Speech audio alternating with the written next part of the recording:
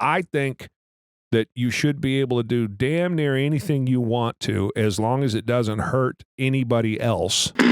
But as an example, where does it when I was a kid, it wasn't, in the 70s and 80s, you didn't even think that they would outlaw smoking because everybody smoked. So you see what happened with smoking. You see what they try to do with guns. Mm-hmm. Where does it stop? I mean, you can't do anything. No, definitely. And they've got a lot of shit to come after. So there's good and there's bad in freedom, right? Being free, there's good and the bad. I don't need the government to tell me how to raise my kids, right? If I want to smoke in the car with my kids, I don't need the government to tell me whether or not I can do that. Now, I would never do that. I think I've talked about this before. When I was a kid, we had this big blue station wagon. And remember, I had 8 brothers and sisters. There's 9 of us. So my parents smoked in the front seat. We would go to church, and the front seat and the back seat, think about the circa 1970, well, if we had it, it was probably, a late 60s, early 70s by the time I can remember this. So by the mid 70s, station wagon. Okay, It's got 4 doors. It's got a door on the back, right, with like a window that would go up and down. There'd be so like those are mostly 60s, I think. Go 70s. So that's a 1960. So you got to go like a 1970. Yeah. So now there you get the one, like the one right at the top with the wood paneling. Yep. Yeah, that sort of thing. Okay, that's what I'm rolling in. So circa. Yeah, ours must have been a late 60s one because it didn't look quite like that. But anyway, you get the point. Yeah. Right. So in that, on this, if anybody watching the video can see the picture, is in the back seat, the seat in the way back faced the door out the back. So you were sitting backwards. Everything was going by you. And then that seat would go back, and then the middle seat would go back. And the middle seat then, of course, would face forward, and it would be right behind my parents.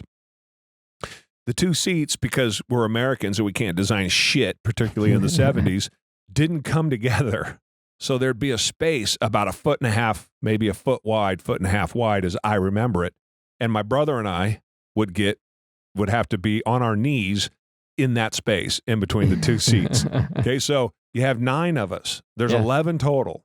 So you got room for 2 people in the way back. You got room for 3 people in the middle, and you got room for 2 people in the front. 1, 2, 3, 4, 5, 6, 7.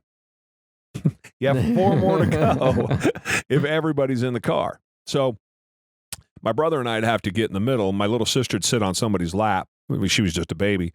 And my parents would sit up front and smoke away, and my sisters would all be covered in perfume because we're going to church, and they'd be covered in perfume. And there was a little tiny hole on each side of this. I don't know, like they plugged or they punched a hole, but then decided not to put anything there. Again, 1970s fucking. It's just the worst time for cars ever in the United States. So my brother and I would literally put our mouths over that hole. It's the hole that goes under the car, and suck in as much oxygen as we could, feel the wind blowing through it as you're going down the freeway, because it would make us so sick between the cigarette smoke and the perfume. Because the cigarette smoke would all just waft straight back to us, then you're fucked. And the poor bastard sitting, usually my older brother, sitting in the seats facing backwards. I mean, more than one time you got to pull over so they could throw up, right? Because you're facing the wrong way and you get all that smell. So anyway, my point being, I have as much hatred of cigarettes and cigarette smoke. That's probably why I never smoked as anybody, but still, I just don't need people telling me what I can do and what I can't do. And definitely, if I own a restaurant and I want to have cigarettes, don't come in my fucking restaurant.